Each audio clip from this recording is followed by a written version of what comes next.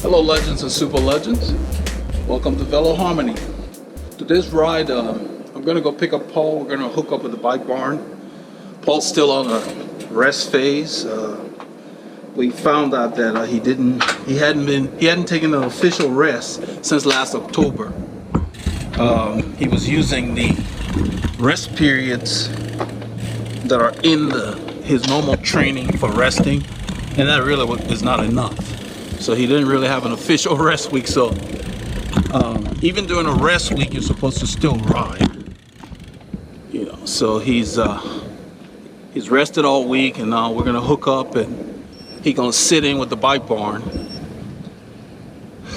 We're staying close to home, so I'm riding out to meet him. But I'm gonna suggest to him when I meet him that he rests next week as well. The rest simply means every other day you spin, and then the weekend you ride. So hopefully by next weekend he'll be feeling like himself. Then the following week we can get back on our program. So it's a mild morning. It's about 16 C. My head unit may not show that yet because it just left the house, but it's supposed to stay between 16 and 20 C for most of the day. We're expecting rain in about 4 hours, so we'll be done before then, hopefully. So won't have to deal with that. I got my lights on. It's kind of early. So got my rear light on. This will show it. We're wearing our kit, of course. So we're gonna take some clips for you guys and keep it interesting. Hope you get a chance to get your K's in, boys and girls. The birds are singing. It's a beautiful morning here.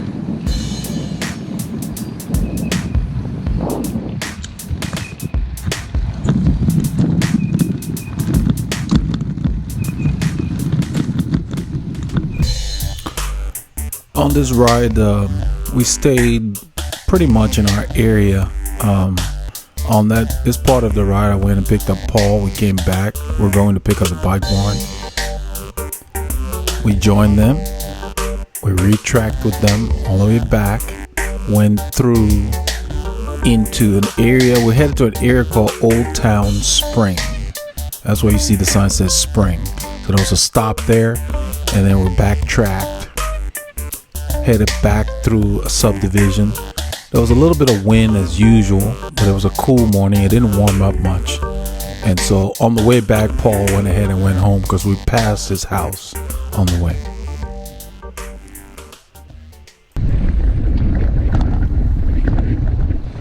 I think I see Paul running a little behind, but I'm gonna ride and pick up the bike barn. I see his light. Yeah, I see his light before I even see him. You can see the light blinking on the left. So I'm moving the left lane. I checked, it was clear. But I've got a long divider here to navigate.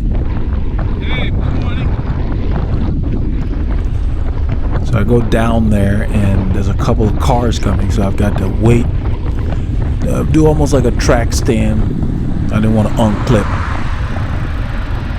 There's another car coming. The headlights are not on, but you can see them.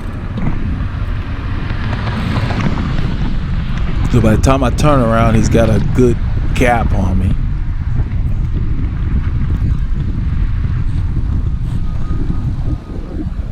So the plan today is to just sit in and kind of recover. We had 3 weeks where we really built up for the Grand Fondo. So we're gonna take it easy this week. Get some good clips for you guys and girls.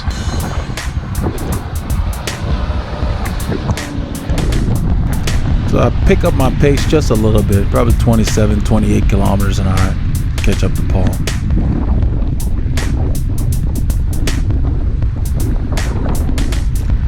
It actually got cooler during this ride, about a degree or so, nothing significant, but I was dressed right, so I was comfortable.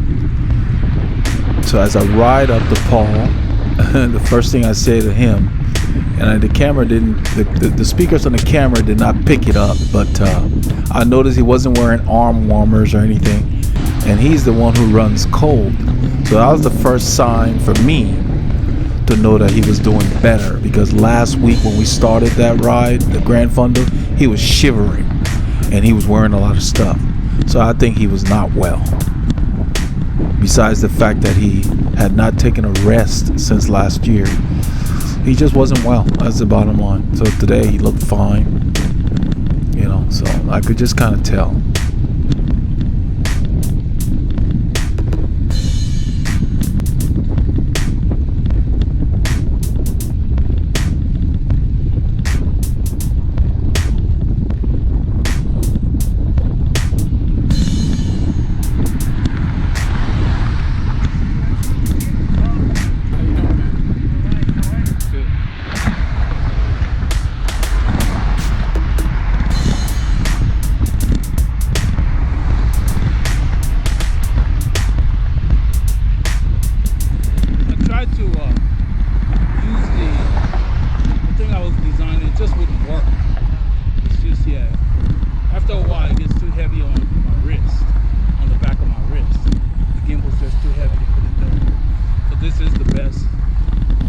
Recalibrate the gimbal. The instructions in the book are useless. I found a video on YouTube by somebody who works for them, and he had 5 different steps that's not in the book. Why would you write a book, ship it with the product, and leave off half the steps for calibrating the stuff?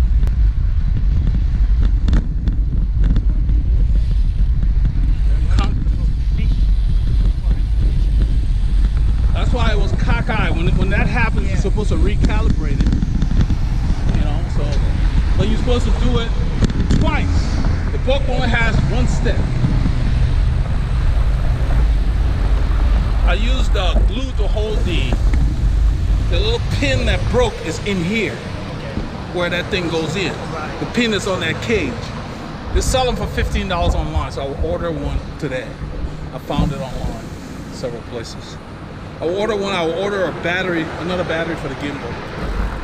So what happens is when the gimbal touches stuff, that's why the battery moves.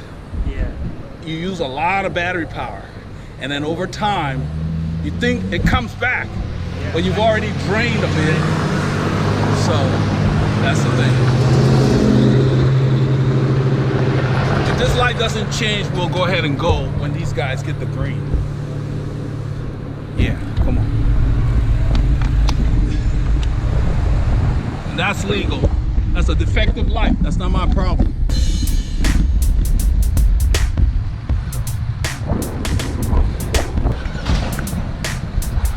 So we're on our way to meet the bike barn.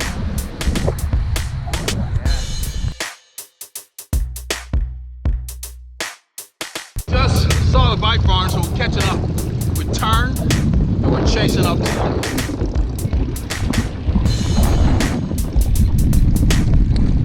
So we're riding up to the bike barn. By the time we turned around, there was a bit of a gap after we saw them. It didn't take us too long to get back. You can see Paul's leading the way. So he's back to his old self. So we'll give it another week for him to rest again and really absorb all the training, because he had prepared. I was just shocked that he hadn't rested since October. So and we're back.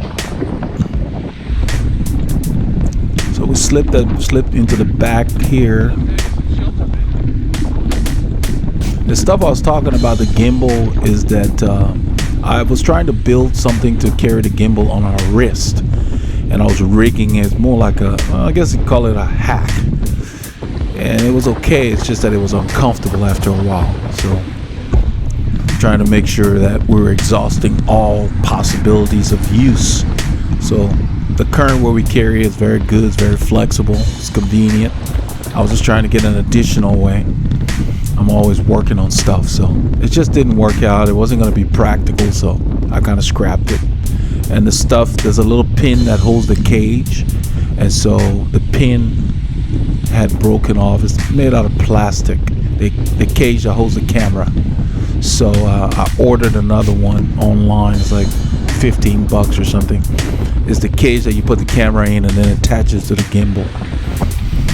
So the pin was broken, so it was loose, it was vibration, so got that sorted out. I used double-sided tape and it's working fine. We got two lines, so I'm keeping it in the middle.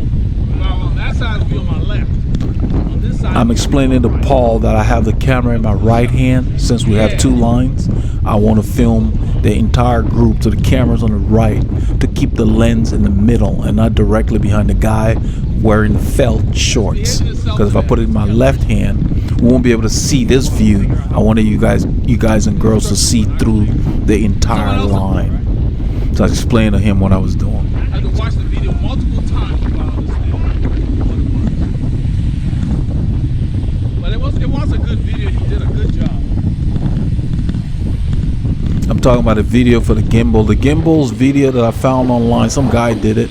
It's got like multiple steps. The book that came only got one step. You're supposed to calibrate the gimbal in several different positions, and they left out a bunch of stuff from the manual. Made no sense. So I got it working. You can see it's perfectly calibrated now. 2.5, 3 hours today. How you guys doing? We're just tagging. We're just gonna suck your wheel for a little while. I saw you last weekend. Oh, you did the ride in Montgomery? Yeah, we're tired from that ride. We're resting this week. So we're not gonna Are be you doing in it. the MS? No, not this year. The guy we're talking with, his name is David. I got to meet a bunch of people on this ride that I had not known before. And then the good thing is, after riding with people that have Strava, when they put their ride and they make it public, their names show up. So I went back and I was able to get their names and match them up. I remembered the names of most people during the ride. When I meet people as a habit, I always repeat their name after they give it to me. It's easier to remember when you say it. And so I made sure I got their name during the ride, but then confirmed it. Thankfully with Strava, it was easy. There are a couple of ladies in this group that held their own. They're very fit, very experienced. They ride really smooth. And so it was just nice to see experienced riders. The ride was very safe. Different levels of skills are here, of course. And, but it was very, very spontaneous today, which was unusual for this ride.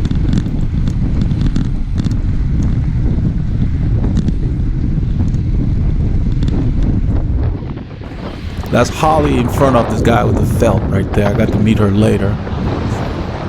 I mean, Teresa was pushing the pace early. This ride ended up being more interesting than it normally is because for some reason the actual leader, his name is Kurt. This is the local bike bar and bike shop. He was not here today, so a guy named Robert's on Strava as well, was leading the group. And it was actually more fun with Robert leading the group, from my standpoint anyway. Even Paul enjoyed it because it was unpredictable. When the leader's there, they govern the speeds too much. And so some of the riders don't feel like they have to draft or work hard to stay with the group. I don't like to do my stuff like that. I think people should focus on skills so that they can stay with the group. You can't slow the group down and encourage people to not try harder. So today's ride was one of the more interesting bike barn rides we'd been on in a long time. And I thoroughly enjoyed it. It was very spontaneous and unpredictable. So you all will see. So even though it wasn't a long ride, by our standards, but we had fun. I got the camera low right here, just for a different angle. But after recalibrating the gimbal, you all can see now it's behaving fine. So somehow something caused it to lose its calibration over time. I remember there were a few times when I may have turned it on without the camera being in there. You're not supposed to do that. That affects the calibration. And so fortunately I found a good video on YouTube by somebody that works for Removal USA. And his video was very thorough. The manual is junk compared to his video because they left off critical steps. You cannot just calibrate the gimbal in one position. You have to do several positions as you recalibrate it. And once I got it done, you can see the result. The horizon is steady, and I'm moving that thing all over the place. So that's why it was giving us challenges last week. So that was my project for the week as time permitted. I wanted to make sure I got it resolved. And then while I was working on my new rig, it fell and the little clip that holds the cage broke, the plastic clip. So I found a double-sided tape that is holding it in place, and I was able to use it with no problems. I went ahead and ordered a new cage. So we have a brand new removal in all respects. So it did a great job on this ride. I think I'm still holding the camera here. I remember Paul reaches for it several times, but what I was trying to do was to kind of get different angles, and I wanted Paul in some of the shots. Like you guys got to see him chase back to the group. He led the chase back. I kind of wanted to show that because a lot of times I don't get him in the shots when I give him the camera early on. He does like filming, so So right now I'm just lifting the camera to give different views. The guy on the right, his name is David. Got to meet him. The guy on the left, his name is Oscar. They all live in the area. I think Oscar lives in the Woodlands actually, which is even closer to where I am.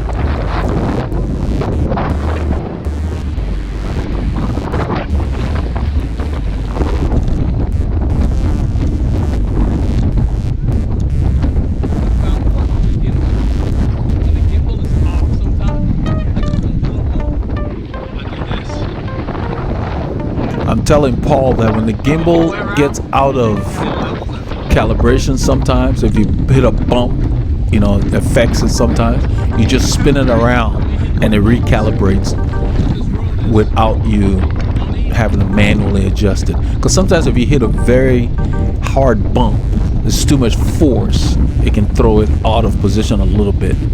And I found that spinning it around. So that's Holly on the left there in front of this guy. And there's another lady named Teresa.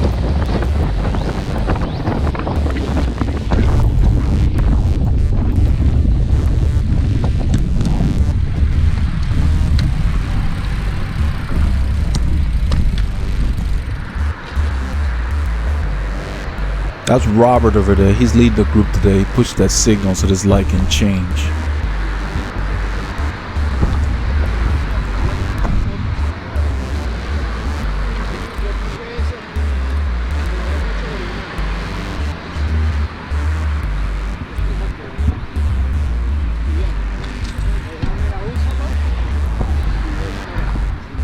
Next time we do a ride and you're shivering, that's a sign that something's up. You were shivering in that parking lot, even though you had all thermal stuff and everything. Your body was sick. I mean, 3 was the number, but the quality, that thermal stuff, that's why I didn't wear it. I would have been too hot. What we're talking about here is that I was telling Paul, I said, you're here without arm warmers. I'm wearing arm warmers, and you run cold. Put that bad boy on in the house and took it off. So I told him I had tried to wear the thermal base layer last week, and it was just too hot. I'm glad I left it because I would have been too hot in that ride. What I was explaining to him, it appears that we ignored the fact that he was shivering at the start of the ride. That should have been our signal that all was not well with him. Because he really doesn't, run, he shouldn't have been shivering with what he was wearing. That's what we're talking about. And so to see him today, it's about 14 C, which is right around 59 Fahrenheit or 60. And he's not really dressed particularly warm by his standards. That's why I told him, I said, man, you were not well. And I told him, you need to keep your eye on that. So next time, when you're not 100%, you can rest. Because it's not always good to ride when you're below par or under the weather per se.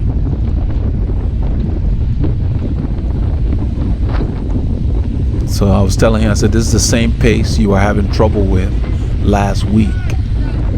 So he's got his snap back in his legs. So he's going to do another rest week. I want him to go through the routine. The light changed quickly here. We're going to go for it. That's a short And then we light. stopped.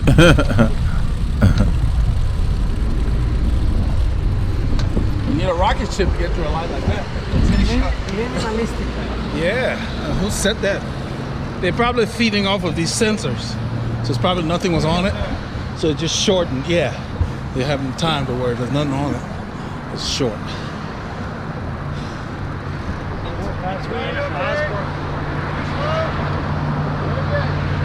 Between Osborne and Fayetteville, they put another light there. So now we have light. Roseville is the wrong one. Hawesworth and Fallville, Yeah, they have a light they're just going to finish putting another light there. So we have, on Spring Stubler. yeah. Probably trying to slow these guys down. Or they probably got people trying to get out of that neighborhood Yeah. and can't get out.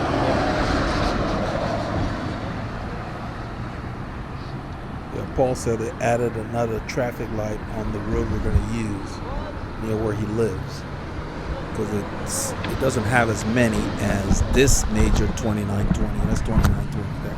We're not using that. We're going to go up about a mile and turn. Well, these guys will eventually turn to it. It turns out that they have a different loop they use. But he lives off of Spring Student, which is where I picked him up this morning. Has fewer lights, is nicely paved, too wide. You can see the snap in his legs, I can tell. So it was just good to see that he's better. He was definitely good, so that's good to see. So we start to kind of get into this ride here. We just joined the group. It's been a while since I've ridden with them. So I hand Paul the camera and I move up. And as always, early in the ride, I keep my cadence up. I just like to keep my legs on top of the car. So I end up pedaling and stopping and soft pedaling, because when I pedal, when I'm spinning like that, I get kind of sucked around. So a lot of times I'm on one side or the other of the rider I'm following. Right now I'm a little to the inside. I just take a drink out of habit. I'm not really thirsty. I just take a drink to get something. I want to carry the water in my body, not in the bottles. So even though it's a cool morning, I'm taking stuff. I don't really know what they do on this ride. I remember that they used to sprint for anytime the road would go up. We have a few overpasses, some climbs on the east side. I mean, short little sprinters bumps. I wouldn't call them climbs. But the grades are like 2 to 3%. They get there quickly. So yeah, you got to work to get over them. And we got an overpass right after we pass where Paul lives that they sprint for. So those are the things I'm aware of. As far as what else they do, what route they take, I generally know they end up in a place called Old Town Spring. They have a lot of festivals there. Really cool little town. But I'm not sure how they're going to get there. And they added a new route. This road has been widened. It used to end. You can see the lines here we're going over. Those used to be lines that barred traffic from riding there. And this lane is new. You can see the concrete. That's new. About a year ago, it was under major construction. So now there's 2 lanes going across this intersection. Before, it was 2 lanes that ended here. So are you filming everything? Yeah. All the way? Yeah. Usually that's how we do it. This guy's asking Paul whether we're going to film the entire ride. That's what that's. Sometimes we turn it off for certain parts.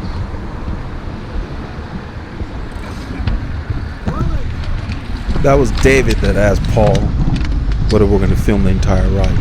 I'm in a comfortable gear, so I don't even have to stand up. I just get it rolling. I'm in a 36-17 or something like that. In the middle of the cluster on the back. Not 36, 39. This bike has a 3953 on it. So that's probably a 62-inch gear. It's flat. We're riding into the wind. It's not that difficult. That's David there. So I'm not sure what route they're going to use, but we both live in this area, so I know all the roads. It's just a matter of where they're going to turn.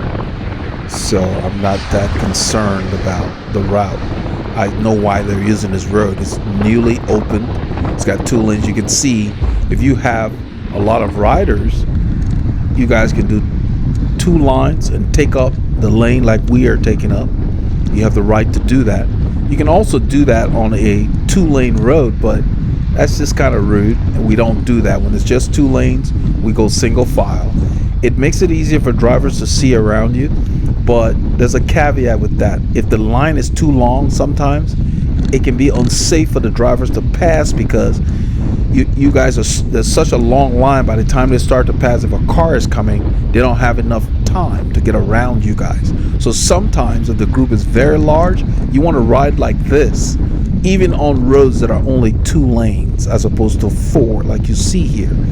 You know, it's a trade-off, and it's really a judgment call, but you have the right to ride like this. In this format, you're just like a large vehicle, so you don't have to worry about anybody passing in your lane when you're riding like this. And you can even do this with just 2 riders. That is legal, regardless of what some other road users might think, because they're unaware. The light changed real quickly, so I moved over to the right to ended up Paul was behind me, to give whoever was behind me a little more room. That's why I moved over. Had enough time to stop.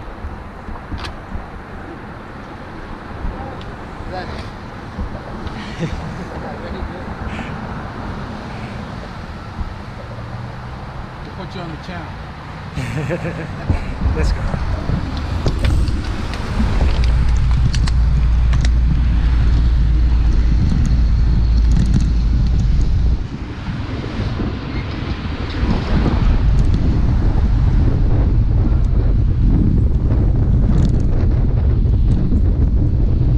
So when you're riding in a group, you want to avoid using your brakes as much as possible. Whenever the group, there's a yo-yoing effect. If the group starts to slow, you can soft pedal, or like I'm doing, stop pedaling.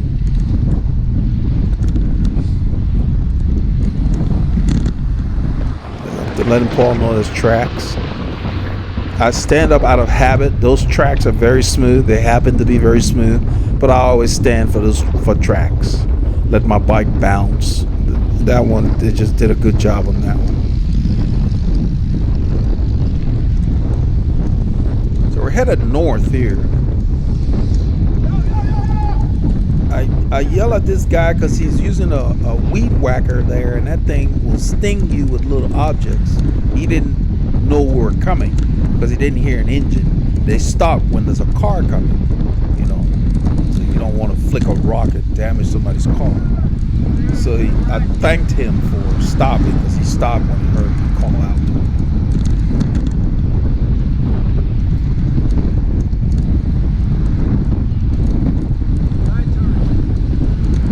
So we're turning right here.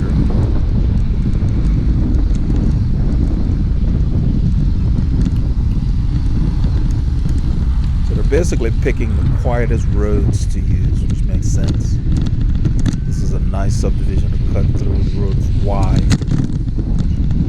quiet. A lot of those bricks we go over, they've sunken below the level of the concrete, so where they meet the concrete, it becomes a bump. At this point, the wind is dramatically in our face. And if you notice, nobody wants to go to the front. That's Teresa that goes to the front, and she lifts the pace. Look at the speed right now, 31 kilometers an hour. I think she lifts it to like 36 or 37. Hey, buddy. Hey, how are you doing?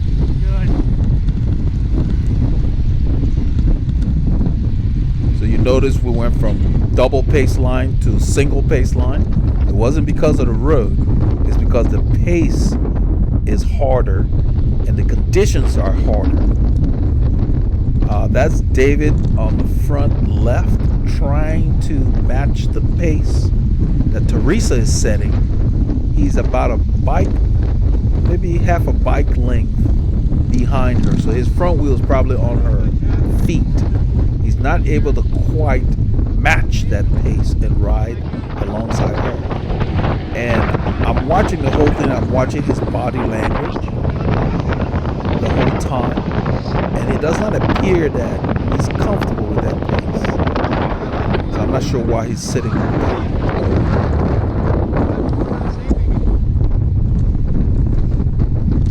Mostly soft pedaling here, just kind of observing, trying to learn the nuances of this group. We don't ride with them that frequently. Trying to figure out what they're doing here. Because in fact, in a little while, I end up offering him a slot in behind Holly here. Holly's in front of me. I ask him if he wants to get in. I'm motioning to Paul to stay close.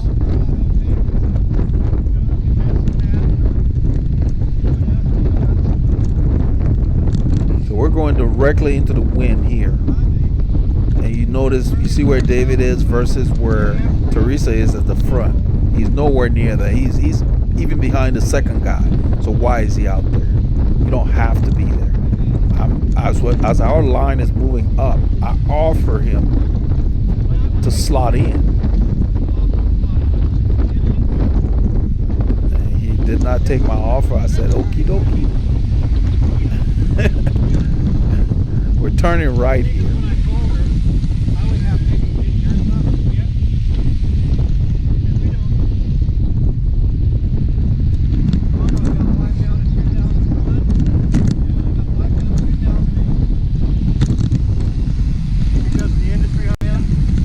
There's a stop sign here. There isn't a car there, so we stop and go. Kind of, it's clear. We go. If the leader was here, they would insist on putting their foot down. It's kind of like being out in the middle of nowhere, coming to an intersection. There's no one there. It's safe to go. Just go. If there's a car there, fine. You stop. Or if somebody else is there, some other road user. The logic I use. We've even talked to peace officers. They say, yeah, that makes sense. They're not going to bother you if you are conscientiously paying attention to the intersection. There's nothing there. They got bigger fish to fry. They don't want you blasting through there like a kamikaze. You need to at least slow down, check, it's safe, you go. That makes sense. It's somewhat pedestrian in a way. For a bicycle, they don't mind. Our vehicles don't usually kill people. So you notice everybody's slotted in now. We're on a road that is a two-lane road. I'm not sure why there's two back there. That's Robert sitting there. I'm not sure why he's there. He needs to slot in. This group is not that big. We've got maybe, I guess, 12 riders in total. It's not a very busy road. I think the proper thing to do is single file. If you notice, the speeds have picked up. Teresa is still at the front. So even though it's a flat road, the conditions are such that it's not easy. I keep my gears low, I keep my cadence high, so even though I'm behind, I want my effort level to be high. That's why I'm spinning like I'm doing right now. And it doubles its effect in that keeping my cadence high, I can respond to speed changes easily. And when you ride in groups like this, that's what you need to be ready for.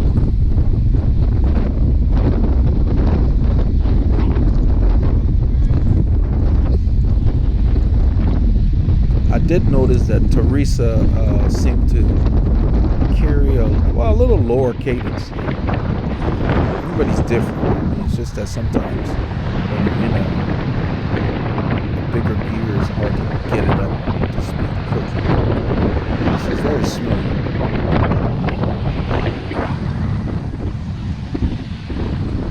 She's sitting at the front. She's been there for a while. She's been there since we turned into that subdivision back there. There's an intersection coming up. This is Robert here. He spent a lot of time at the front. Since Kurt was not here, I guess, he's been riding with them frequently. To where he remembered the guy.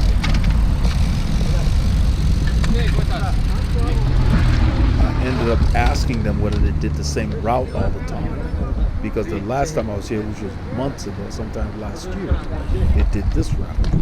They did not do this piece. They came down this road. This is the road I picked up Paul on, Spring Stubner. And about 2 miles down the road is where Paul resides. And I live about 2 miles behind, west of there. We're headed east. So we were about 10, 15 minutes from each other. By car, 15 minutes. By bike, maybe 25. So this is Spring Stubner. We're going to go right by Paul's subdivision on the way out there. So on the way back, he just goes ahead and goes in. Since we're doing a rest week, too many hours together. And as you can see, at this point in the group, it's not super easy. The wind's blowing all over the place, but being in a group is fun. That's Eduardo that made the peace sign. That's Oscar in the navy blue and red stripe jersey. And I think this gentleman on the right is Tiago from Brazil. Lives in Houston. So I introduced myself to him at some point in a ride, but thanks to Strava, I was able to reacquaint myself with the names. I remembered some people easier. He was one of the last ones I spoke to on the ride. Tiago ends up making a nice strong pull at the end of the ride that kind of stretches out the group on the way in after Paul left. So it was a lot of fun. It was good. That's Teresa there in the black outfit in front of Robert here in the green. Robert on the left, Teresa in front of him. And Holly's on the right next to Teresa.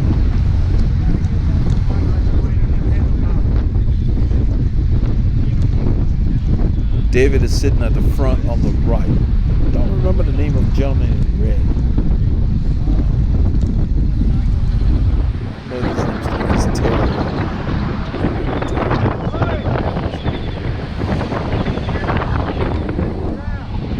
Got a chance to meet him.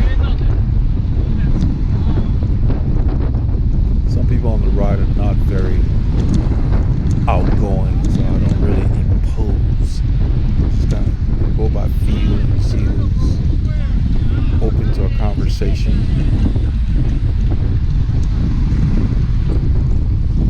It's like any social gathering.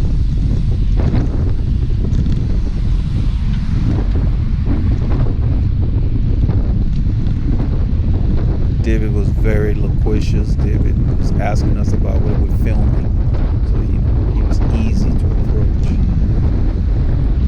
The ladies were easy to approach as well. Most people.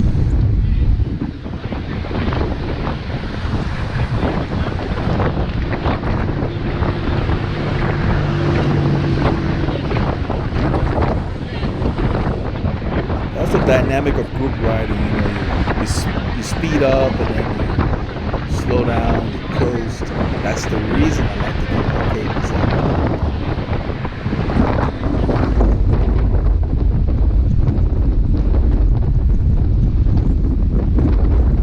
Just habit from road racing days, that's all.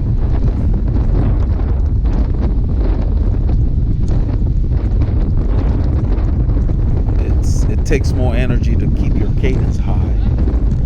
Burn a lot of calories. So you have to train yourself over time so your body can acclimate to that kind of riding. It's not something you do overnight. That's why a lot of people don't pick it up. It's not easy.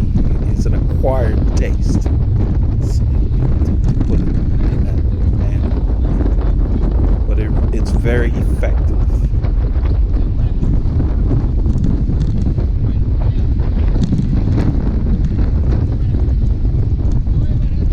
main benefits of riding with others is the fact that they are going to push you a little harder than you would yourself.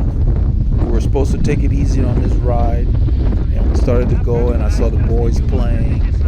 You know, I saw Teresa jump in. It just looked like fun. And I just kind of snapped back to the old riding days and just jumped in and mixed it up a little bit. Got the juices flowing. It's a lot of fun. So even though the ride was not very long per our standards, it was fun. There was some good efforts. So overall, it was just enjoyable.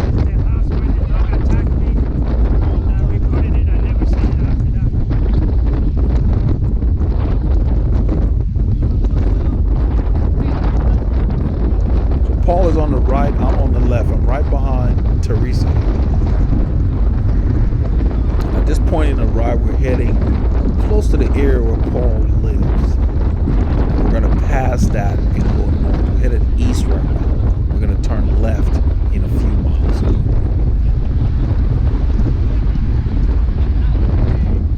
And we are going directly into the road. I see Robert move to the right over there. He got in front of David. I guess the pace was slowing down. That's not the way this line is supposed to evolve. Ideally, people are supposed to peel off like you would have like a flower opening. The person on the right should go to the right, the person on the left should go to the left. And the two people just slide through the middle as they drift back. That's not happening here. People are sitting up there too long. And then other people are realizing the pace is dropping.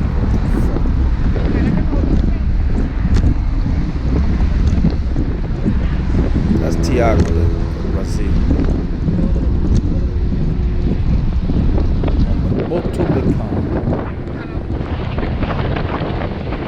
There's Eduardo on the right. Eduardo lives in Houston. Oscar, we're riding together, chatting. Eduardo is in Spring, actually. He's in the same area we are. We're currently in Spring. Spring is a big area.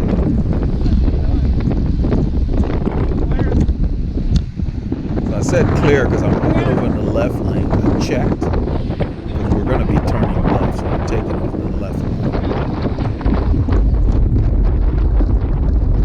lane. The last time I rode with them here, they did this route, and I remembered that they turned here. And just from watching what they were doing, they were checking from the right lane. I went ahead and just checked, it was clear, got over and then we get to this corner, the light is green for the traffic going straight. There's no traffic coming, so we go ahead, instead of sitting here waiting for this left turn, there's nothing, it won't pick up bikes anymore. It's safe, we turn left into the right lane. And this is one of the spots where they like to sprint. There is an overpass. I'm not sure what they do because I haven't ridden with them in a long time. So all I'm doing is just trying to go along with what the group does. So in a little while here, I froze the frame to show you. Teresa tries to move out in that lane. I hear a car coming and I tell her there's a car coming. And she sits back down and I tell her it's clear.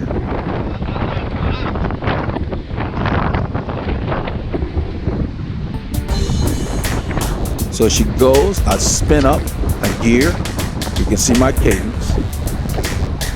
And then I realized these guys are actually sprinting. So I stood up for a little bit and I just sat down because I saw the red light up the road. I figured there'll be another sprint because in the past they would sprint. The problem is when they have their regular leader, he doesn't encourage too many sprints. He says I guess it disturbs the group. I don't know, but I kind of like what they were doing on this ride. So then at this point, after seeing that sprint, I said, oh, okay, these boys are playing today. So I roll up to Teresa, let her know, I hope I didn't startle you, because I basically told her, car back, because she looked, I've seen that move many times. She was going to make a move. And so she actually thanked me, but then she said that she had a Garmin unit, that's a radar unit, that lets her know when cars are coming. on her head unit. And she had not looked at it, but just as I said, car back, she looked at it and she saw the warning as well. So, but you know, it just looked like she was ready to move, and I heard that car coming.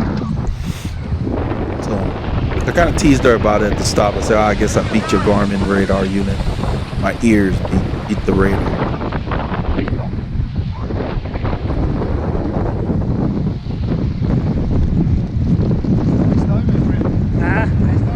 That's Oscar here.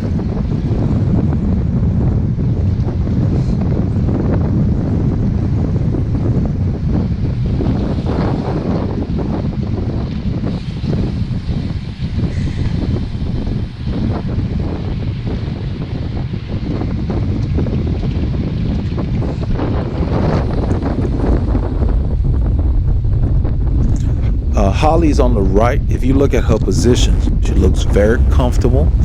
There is no rocking.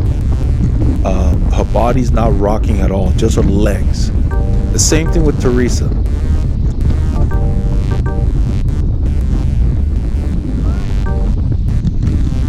So they look very comfortable on their bikes.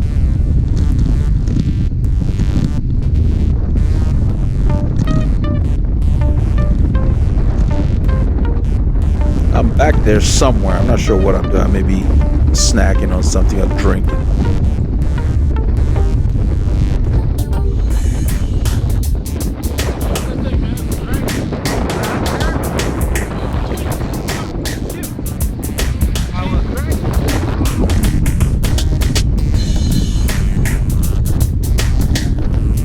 I'm hanging back there with Paul. We're just chatting. These guys are just right up here. There's a red light up there, if you can see it in the distance. That's the thing about riding in the city. So many intersections. But the way these guys ride, you get a good workout. If you accelerate after every stop to get back up to speed, that makes up for it.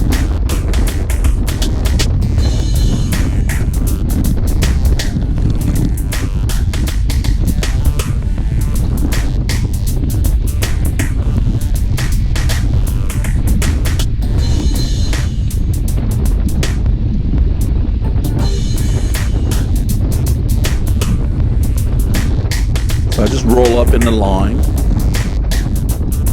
fill in the gaps. There's another red light here.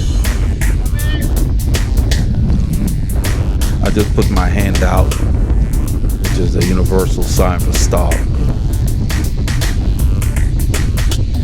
The palms out, facing the fingers facing down.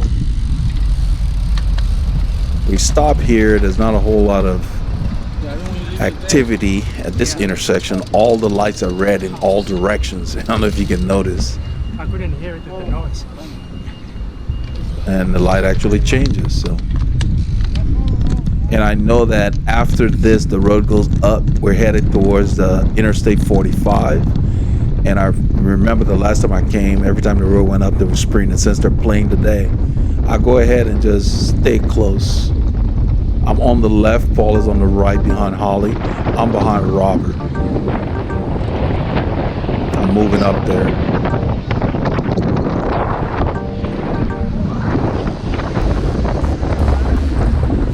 I'm in a relatively small gear, like a 5323 or something like that. Nothing huge, just spinning.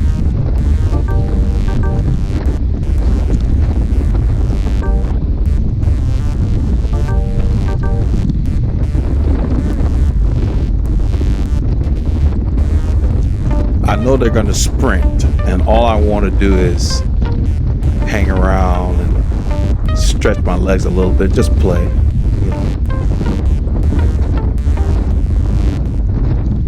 That's my wheel you're seeing there.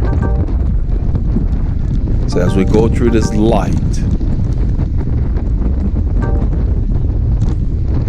watch Eduardo at the front right. His bike starts to rock.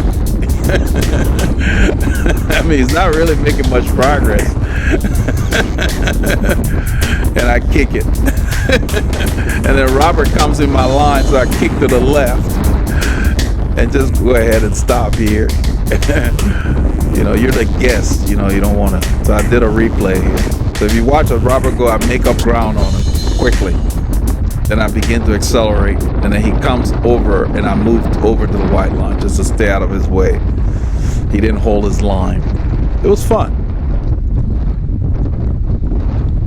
Kind of loosened up a little bit. The old days. It was an uphill sprint, so I kept the gear low.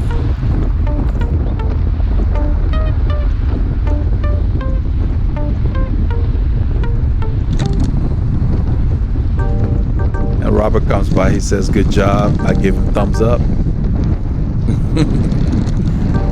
He's like, "Good sprint." And then he wasn't satisfied, so when we stopped, he proceeds to tell me, "I know you were holding back." And so I told him, I said, I wasn't supposed to do that anyway. It's supposed to be a rest day. So just shooting the breeze. I knew you were holding back. Oh, we lost Terry. What's that? Yeah, Terry's the guy in the red vest. We lost him here. And I noticed that on Strava, Terry said, he said the worst group ride ever, no leader equal dysfunction. This was what Terry put on his ride. Now, since he rode with me, when I posted my ride, he showed up. And so it shows you all the people that rode with you, and it shows his description for the ride. He said dysfunction. And it's funny, what he considers dysfunction is actually good cycling. You know, so go figure. Terry wants the ride to be governed. That's what he called dysfunction. So Terry did not have a whole lot of fun. Terry kept getting dropped. So, you know, Terry's going to have to work harder instead of looking for a ride that is held back. You know, it's like you need to change your pace and improve. Get faster. What's the point of riding and doing the same thing every week? That's boring. I don't really know when to sprint. Yeah. When I saw it was okay. Didn't really sprint. We're talking about the sprint. The sprint was fun. And Terry's still back there. So we stop at this corner here to wait, to regroup. You know, and so it's a strange mindset to think that a group that plays is dysfunctional. So I don't understand what Terry's background is in cycling, but he's got it all backwards. You want a group that moves. That's what gets you better. We're back. So, you know, we actually came to ride with them thinking they were going to go as slow as they usually do. And we talked about it because even Robert mentioned at the stop. And I said, "Did you guys fire Kurt?" I was joking. And he said, "Oh, no. I said, "Yeah, because when he's here, the ride's slow." Nice. Today it's fun. I know. I was behind you when he did that. So it's kind of like we're talking about the sprint here and the fact that, you know, it was nice to see that because I think it makes the group. That's Terry. So Terry was not having fun today. Terry wants the group to be under control. I'm not sure where Terry learned how to ride, but this is cycling. You need to be able to adapt, overcome. I think I got that from Heartbreak Ridge, Clint Eastwood's movie. It's not the slow ride I remember. Huh? It's not the slow ride I remember. Yeah. There's a fire curve. That's what we're talking about. I say, I guess they fired Kurt because this is not a slow ride today. Those accelerations add up. It's fun, you know. This is like a road competition ride. There's a club on the north side of town we're going to join in the near future as far as visit. They have rides where it's for road cycling competition. We're going to go visit them. We'll get some clips for you guys and girls. So what Terry did not like, this is Terry on the left in the red vest. What Terry did not like is the normal road racing style of riding. That's what these boys are doing. You don't have to go with the sprint, but you should at least be able to stay with the main group. These ladies are actually sprinting with us. You know, Teresa was there. And I think I saw Holly on the right. So I don't know what he's talking about. Yeah, Holly went around Oscar. She's like, hey, you're holding up traffic here. These girls don't play. This is Texas.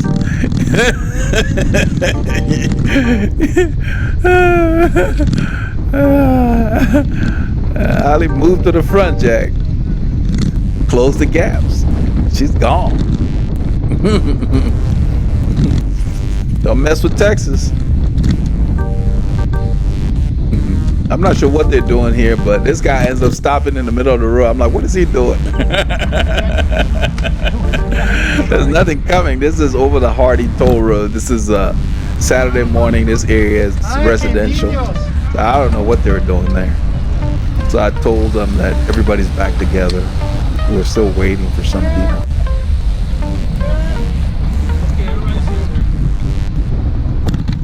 What they usually do is they discourage people from changing the pace.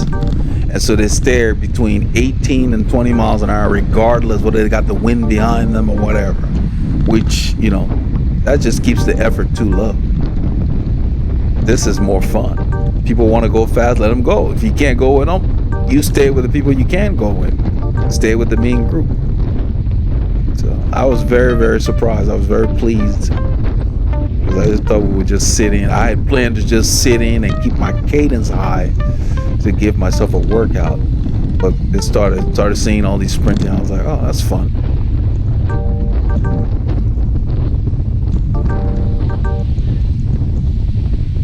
And these are the kind of groups you want to improve. These are the kind of groups to go with. It doesn't matter if you're riding in town like we are right now. What they're doing is every time we slow down for these intersections, they kick it back up. You look at the speeds, it's right back up to 30 kilometers an hour, 32. That's like 20 miles an hour. They're getting up quickly. So every time you do these accelerations, it takes work. So if you're not in the right gear, your legs will suffer. So right here, you can see all the gaps developing. And you see how I'm just moving. It doesn't matter whether I'm on the right or the left. I'm filling the gaps. That's how you move in a bunch. You fill the gap. You check. Make sure you're not cutting anybody off. So all I did was fill in that wide open space that Oscar left. Now I'm sitting on the wheel of Eduardo, I believe. Yeah. And Robert's on the left. Eduardo is on the right, or yeah, I'm on the wheel of Eduardo. Holly's on the right with Robert. So Holly's sitting at the front pulling and people getting dropped. Don't mess with the women in Texas. They're tough.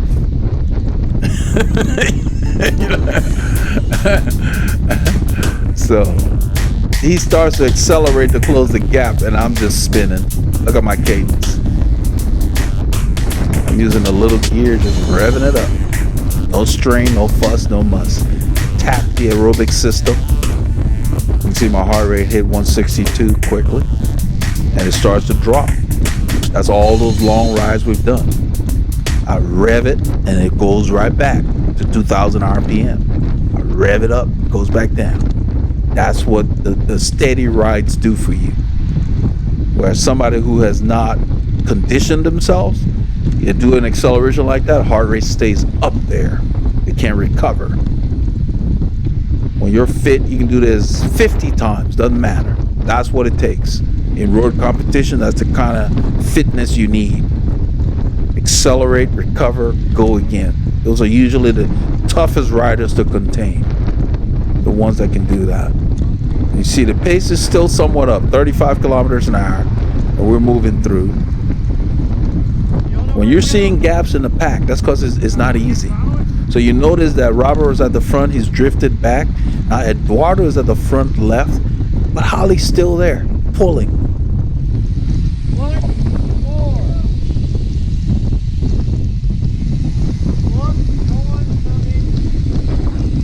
So we slow, nothing's there.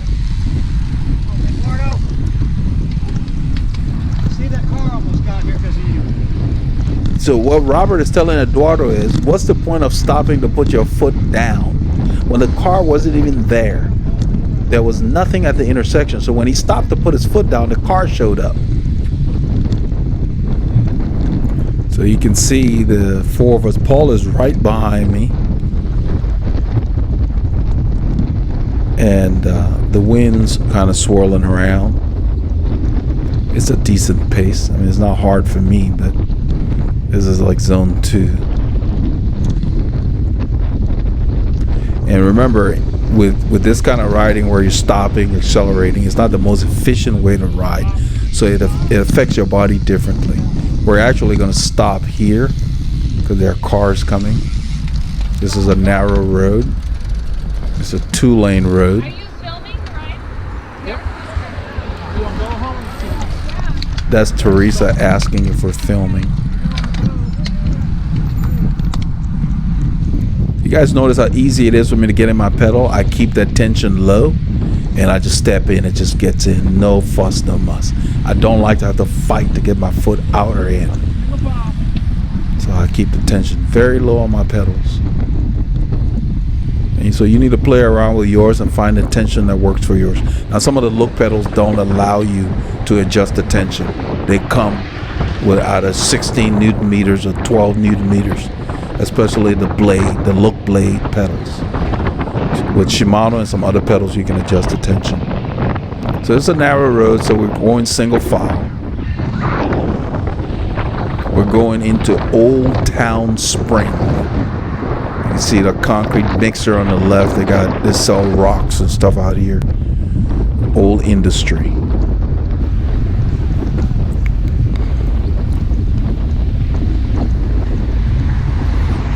We're in relatively flat terrain. A few man-made bumps that we'll come across. So the premium is on high cadence.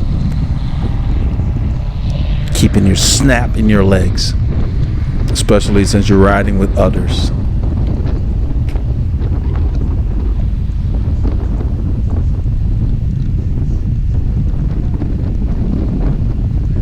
So most of the ride I was in a 39-17, 39-16, thereabouts.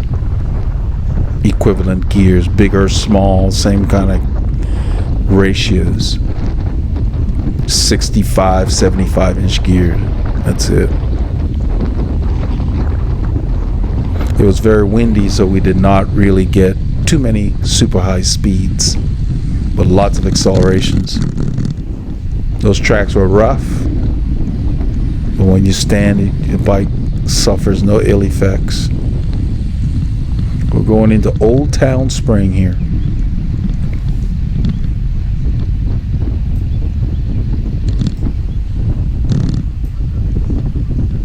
This is a tight corner, decreasing radius turn. Paul's on the left, I'm on the right, so I gave him plenty of room. It's just an odd, the banking seemed a little, there was no banking actually, it just felt weird in that turn. We carried a lot more speed than felt comfortable to take through there, especially side by side.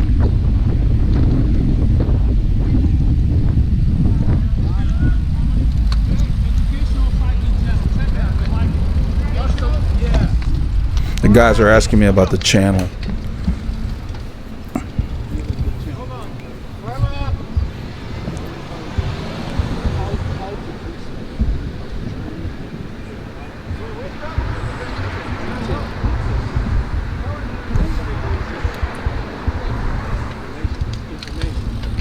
So we're in Old Town Spring.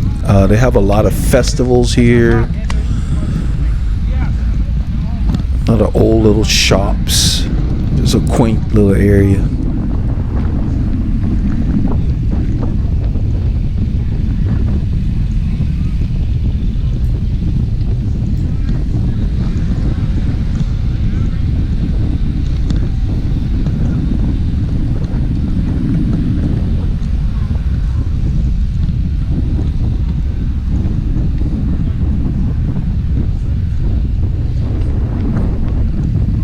So this is a ride stop. They stop here for a few minutes.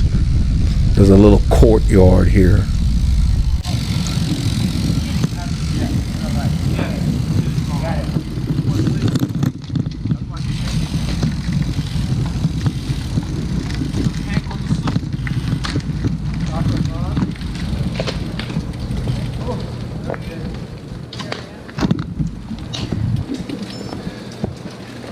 Ask them if they do all the routes. Yeah. The last time I rode with them, they came.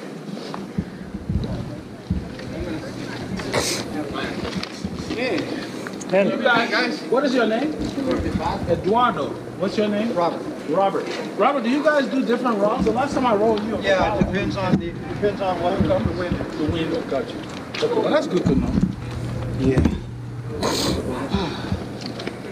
I see you like to sprint, huh? I like. Okay, we'll put you on it. That's why I wanted your name. We'll put you on our channel. We film the ride. Uh-huh. Veloharmony is an educational cycling channel. All right, you should check it out. It's very good. It's different than the other. Harmonies? Veloharmony. So, I've been doing fits for a while, and when I did his fit a year ago, it's just like, man, you gotta start a channel that helps. So we have like 6,000 followers. We started a little while ago. Yeah, it's growing real fast. So we got our kid. Yeah, we got people all over the world buying our kid. So we just, so it's just, that's why we film the ride and I narrate. And I teach people how to ride in the group, what the signals mean. Yeah, he's your don't. Well, he's a maniac. So don't follow that. That's why I wanted his name. I said, that's a girl that don't follow him. And Oscar over there, I got to meet Oscar. What's your name, young lady? Teresa. Say that again. I hope I didn't Oh, are you filming? We got you. Coming over on that first climb, and I heard a call. And so I just said, car back. That was him. No, it wasn't him. He was ahead. But she said she got something on your bike that tells you when the car's Yeah, coming. it's a radar, so it's actually hooked to my husband's bike. My ear beat it. My ear beat it that time. I heard the guy coming. He was coming real quick. Uh-huh. And that's why I told you. Yeah, no, I'm glad you did. And then I actually looked down kind of about that same time and I saw it. So, yeah, I kind of... Yeah, I saw you move. You were making a move. I started to move. Yeah, I was like, yeah. she's going on the attack. And she was ready to blow by. I said, no, car back. Don't get out there. Teresa, I was going to ask you. So that's why you got ahead. Teresa was going to smoke you. Yeah, that's right. She had to stop for that car. Who was laughing at? Yeah, she was going to go in the other lane. No, man, I was feeling. Oh, she was going to blow by that. She turned off the power because there was a car You coming. told me that. I'm telling you, man, she turned off the power. Right. Oh, You flew down your There was car. some car he started to speed up because, it's a hill. Yeah. And I heard him. And then I saw her moving. I said, man, I've seen this before. So I told her, come back. I must have yelled in her ear, Yeah. So, even if So after a while, I rolled over to her and said, I hope I didn't startle you, but I didn't want you going out there. But, yeah, within so many feet, it'll work. What about the rest of the people riding? No, you have to have it hooked up to your bike. So No, but I'm saying, do you see all No, there? no, just cars. Just Only cars. cars, yeah. It's pretty cool. I mean, it's not as good as a camera, but I mean, we're talking about getting those too. Putting what is one. that, the Varia? Is that what it's called? Oh, what he has? No, I don't even know What do you have? What is yours called? I just have a Garmin. Oh, the Garmin, yeah. Varia, That's the radar. the radar. What's your radar called? That's what I told her. I said, my ear beat your Varia. What's the radar called? What's the device called? The radar? Radar. Is it Varia? No, he has a name, Varia. Yeah. Has the name on there. Garmin. Yeah. So we only need one because unless I went solo, but then I could put on my. Huh? Yeah. You need one of those because you're always pulling out. You need one to tell you. What I do is I do this. Old school. I look under my armpit and I can see those like I hear them before I see them I anyway. mean, I just know where to start. So if you have a different one than It's an electric car or something, but I always look.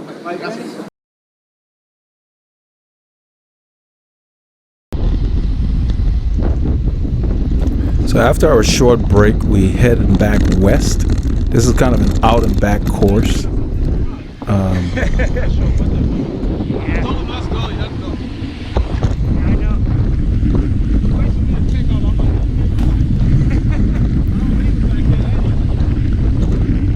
Well, a nice little boulevard here. It's very quiet. This is an energy complex on the north side of town. A lot of Exxon employees live out here, and so on the weekends there's really nothing out here.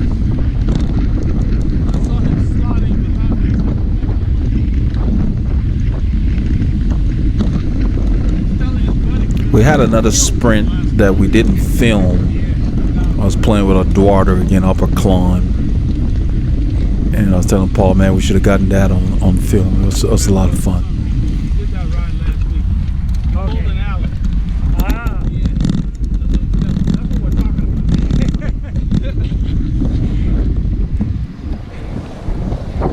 That ride, the force grabbed them, spat them out.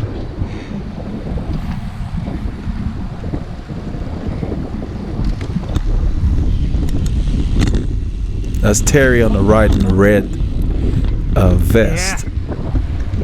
Terry did not enjoy the ride per his comment on Strava. I thought the character of the ride was very interesting. It was unpredictable. I don't think Terry was ready for that.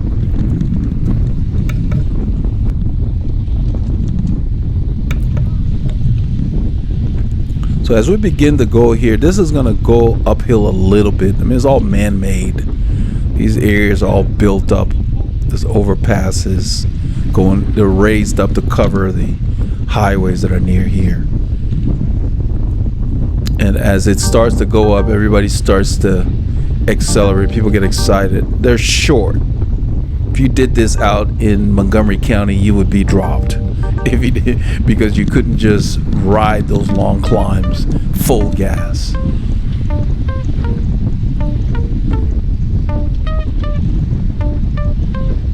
Now, all I do is I stay in the same gear and I just kick up the cadence right here.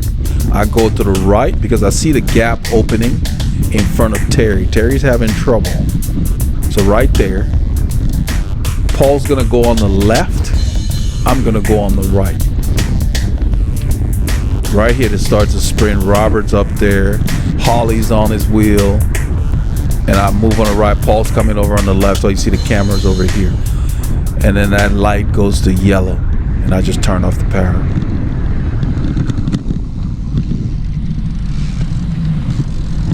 So we stop. This is the tollway.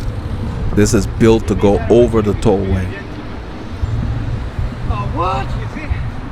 I respect Teresa's fool. I stay behind. So Teresa was on the left, Holly was on the right, Robert was in front, I was on the right, Paul was on the left. We were just playing, you know, short sprints. Ah.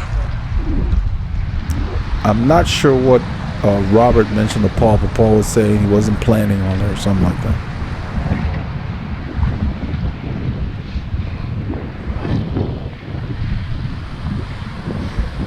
You gotta catch me. Yeah. What? I wasn't planning on it. I think he's asking him if he was trying to catch him or something during the sprint. I think that's what Paul said. I wasn't planning on it.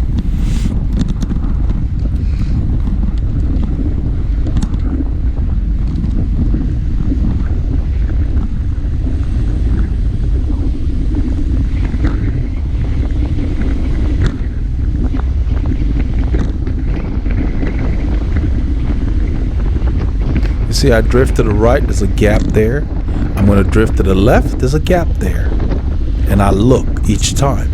That's how you move through the pack. That's what they mean when they say when it's really hard and everybody's pedaling. This was not very popular. Yeah, this was not popular. Well, you can hear everybody protesting. Robert had announced that he was stopping. So everybody was stopping. And then he said go at the last minute when everybody was stopping. So for me, it wasn't a big deal, but when you're giving messages to the group, and maybe that was some of the things that Terry is saying was the worst group ride ever. Maybe he didn't like those. We got those. It was pretty frequent where the group got one message and then it was changed at the last minute. You shouldn't really do that often. You want to make sure everybody's on the same page. Maybe that's what the deal was. But I mean, you know, it wasn't that big a deal. It was just a little more of a... I think that since nothing was coming, he changed his mind at the last minute. That's all. So that's Teresa on the right in the black and white. That's Eduardo on the left in all black. That's Holly up there again pulling. Holly spent a lot of time at the front. You gonna go home? Okay. So Paul's going home. His subdivision's right up here. He's gonna go ahead and hand me the camera. I think it's the next left turn here.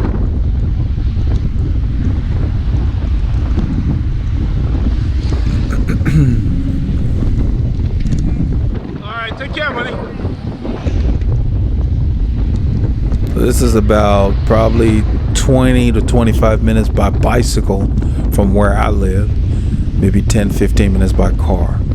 So Paul pulled off there. I'm on the right.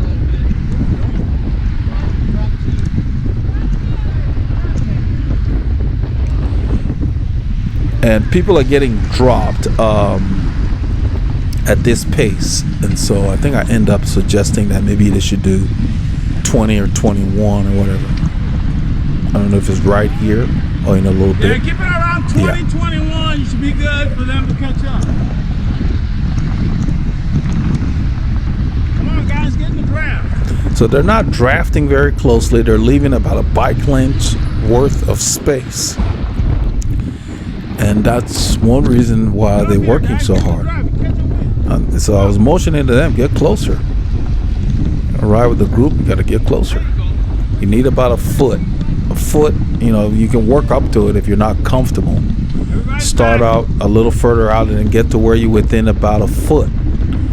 And, you know, when it's faster, you get closer. As long as you're not overlapping, you're good. You know, you have enough room.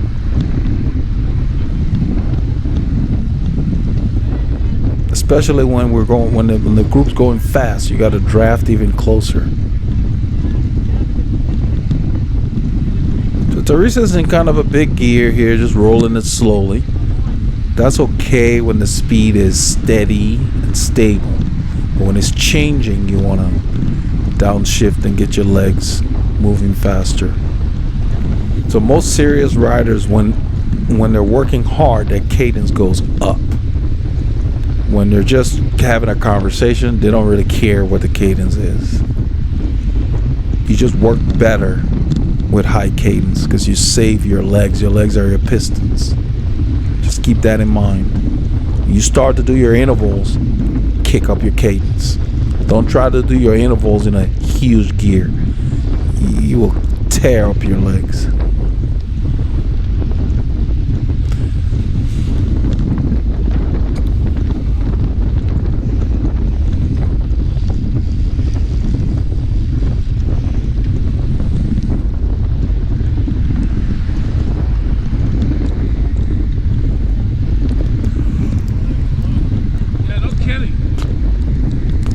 It's starting to rain and it was supposed to hold off until 11 a.m. Central Time.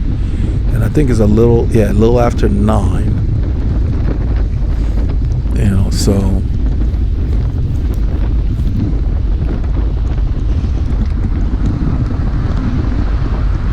we've been riding for 2 hours and 15 minutes since I left home. Overall ride time. My kids were happy when I got back. They were surprised. I got back so early. Usually I'm gone for 4 hours or more. So it was a nice change. It was kind of a nice break.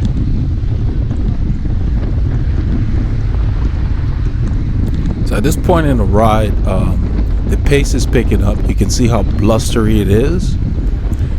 The rain, you can see some of the drops on the camera lens. And Holly and Robert are driving the pace. Holly's on the left, Robert's on the right. Teresa's in front of me. I believe I'm on the right. The camera's in my left hand. I'm right behind Teresa. There's a daughter up there on the left. I think Terry's on my left. That's the wheel you see.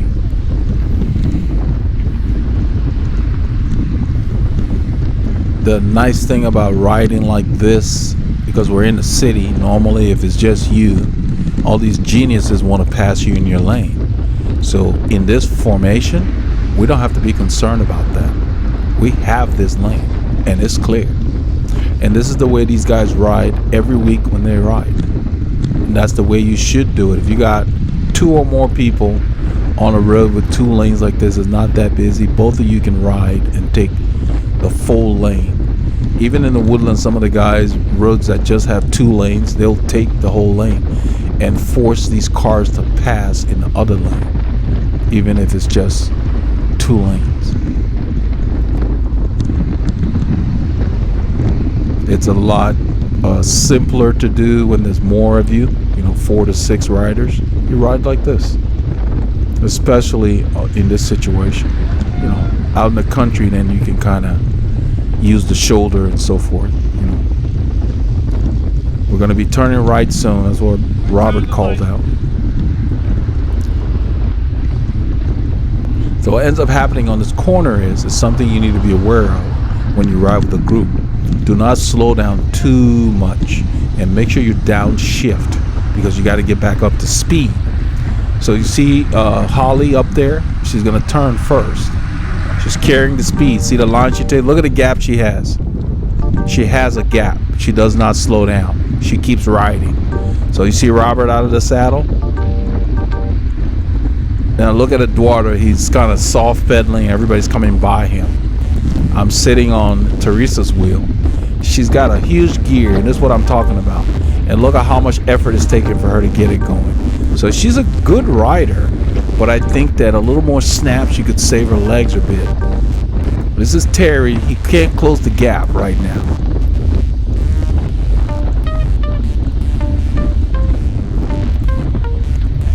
So Robert moves left. I'm not sure if they're going to ride 2 abreast, or on this road it's better to just do single file. So Robert's sitting on the left, and Holly is still at the front. Terry's behind her, and then Tiago moves over the yellow line. I don't know if he passed the yellow line, but basically he's going to the front. He's going to drive the pace. Robert gets on Tiago's wheel. Holly's on Robert's wheel. Terry has a gap to Holly's wheel. Teresa's here. I'm just sitting on, I'm just observing her. I don't know what they do. I'm not sure what the norms are for their group. I'm a guest, so I'm just watching. My job is just to try and fit in.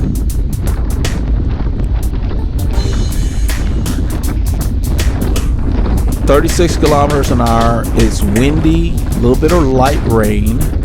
So yeah, we don't have a tailwind, I'll tell you that much. I'm staying a little to Teresa's left so I can see what's going on up there. I see the gap developing around Terry. They're pulling away. See that? A bike length, 2 bike lengths. He put a car in there now. That's significant. Ordinarily, I would move up, but I'm watching to see what Teresa does. And I'm sure she's watching too. So she looks back and she proceeds to try to get across. We're under, this is the highway we pass under, the railroad tracks here. Look at my cadence, 93. I'm in a gear that I can run to 120 if I need to. I don't need to shift. I'm just observing to see what's going to happen here. Once I notice that she's not closing the gap, I move around her and I tell her to slot in.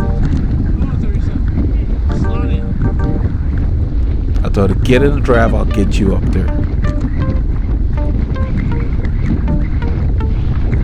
We're doing 38 kilometers an hour pretty much into the wind here. The wind has shifted, so we get up there quickly. So I bring her up here. There's a stop sign, so I told them clear. I don't want to stop now. The kind of engine I have, once I open it up, I want to go. At this point, I think it's just 5 of us up here. I really wasn't thinking to turn the camera around. I wasn't sure what these guys were doing as I was watching. We turned, there's a blind corner there, it's dead end. So cars only come from that side, it's a 3-way stop. So right here, you can see Holly's been sitting at the front most of the ride. So now her legs are a little tired. So she's working to try to close this gap right here. At this point, if they had kept it steady, it would have kept this little group together. But I noticed that the speeds kept changing. If you look at my cadence, they're in the 90s, because I don't know what these guys are doing. And somewhere around here, I think Robert makes a move.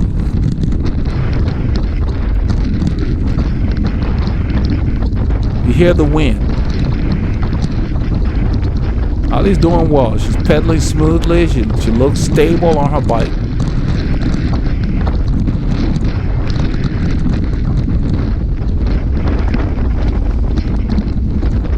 And then Robert makes a move right there.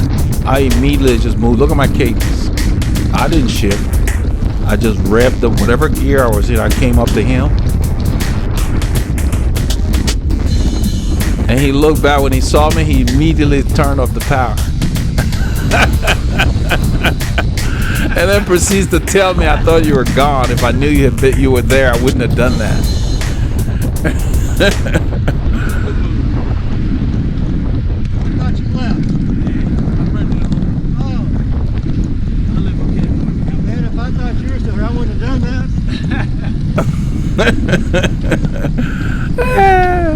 that. So right here, we're just kind of soft pedaling. You know, people getting a chance to catch back up. I mean, I'm a guest here. I don't want to do anything. I just want to do what they do. Go to West Montgomery Park. Start there. He starts to ask me where we ride, because you know he did the ride. About 3 miles north of He did the RBC ride, and he saw us there. the park. We just parked there. Yeah. Yeah. So he's asking us where we're riding out of. So that was fun. Come back. So when you're a guest, try to fit in. You know, don't overdo your hosts. Just go in there and slot in.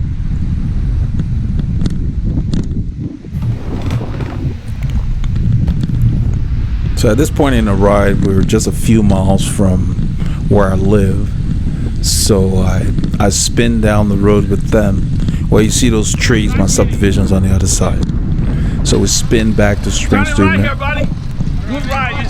You're too fast for me. I gotta go rest.